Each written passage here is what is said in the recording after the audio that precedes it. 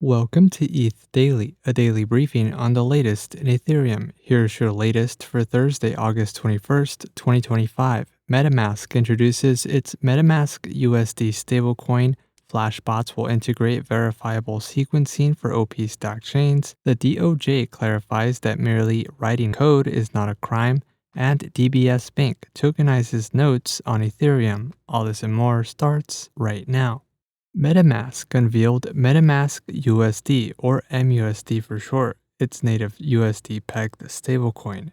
mUSD will be issued by Bridge, a Stripe-owned company, and built on the Universal Stablecoin Infrastructure Platform mZero, which provides shared liquidity and cross-stablecoin interoperability. mUSD will be integrated directly into the MetaMask wallet with support for on-ramps, swaps, bridging, and DeFi activities. MetaMask also plans to make mUSD spendable via the MetaMask card, which is accepted at millions of MasterCard merchants. The stablecoin is expected to launch later this year on Ethereum mainnet and on Linea. MetaMask, the largest self-custodial browser wallet developed by Consensus, marks the first wallet provider to launch a native stablecoin. Flashbots announced that it will bring fast, configurable, and verifiable sequencing to Optimism's OP stack. Sequencers are critical infrastructure for rollups since they determine transaction ordering, which impacts speed, censorship, and MEV. The integration will allow OP stack chains to choose how their transactions are sequenced. The implementation will feature 200 millisecond block times via flash blocks, outsourced block building with different policies via rollup boost software, and verifiable block building using trusted execution environments. The integration will initially be deployed on OP mainnet and gradually released to other OP stack chains in the coming months.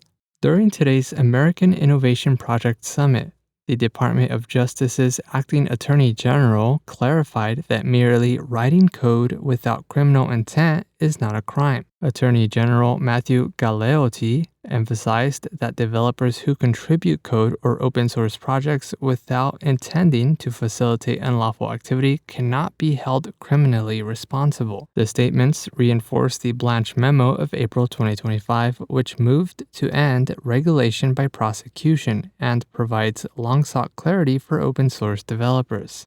Blockchain lawyer Jake Chervinsky noted that the Department of Justice's assurances appear to contradict the recent conviction of developer Roman Storm under Section 1960b1c and called for the DOJ to drop the case. And lastly, DBS Bank, Singapore's largest bank, launched tokenized structured notes on Ethereum, according to the block. The initiative aims to make structured notes more accessible for institutional, accredited investors, and family offices in Singapore.